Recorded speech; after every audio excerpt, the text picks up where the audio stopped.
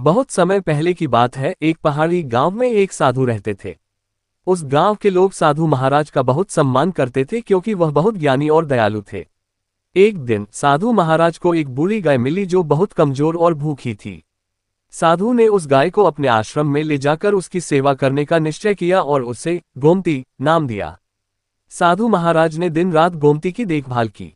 कुछ दिनों बाद गोमती स्वस्थ हो गई और दिखने में एक सामान्य गाय की तरह हो गई।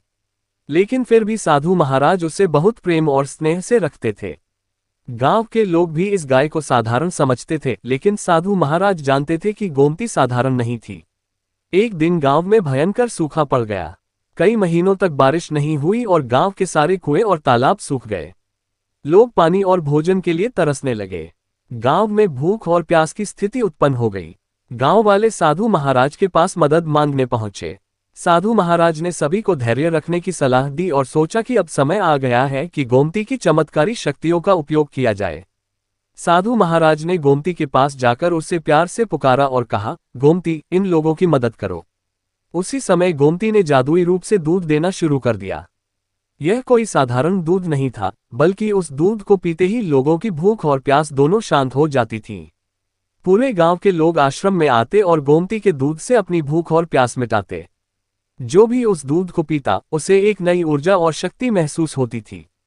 गांव में ये खबर फैल गई कि साधु महाराज की गाय चमत्कारी है और लोगों की जान बचा रही है। गांव के लोग गोमती को पूजने लगे और उसकी देखभाल में लगे रहे। कुछ दिनों बाद बारिश भी शुरू हो गई और गांव के तालाब और कुएं फिर से पानी से भर गए। गांव में फिर से हरियाली छा गई, फसलें लहलहाने लगीं और लोगों के जीवन में खुशियां लौट आईं। गांव वालों ने साधु महाराज और गोमती का आभार व्यक्त किया।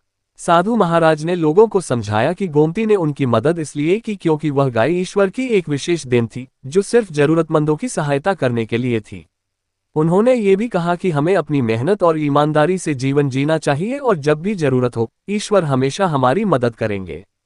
उस दिन के बाद से गोमती को गांव में चमत्कारी गाय के रूप में पूजा जाने लगा।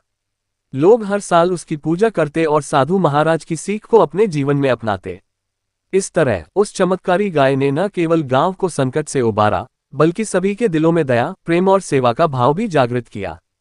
इस कहानी से यह शिक्षा मिलती है कि जब हम सच्चे दिल से दूसरों की मदद करते हैं, तो ईश्वर भी हमारी मदद करने के लिए किसी न किसी रूप में चमत्कार दिखाते हैं।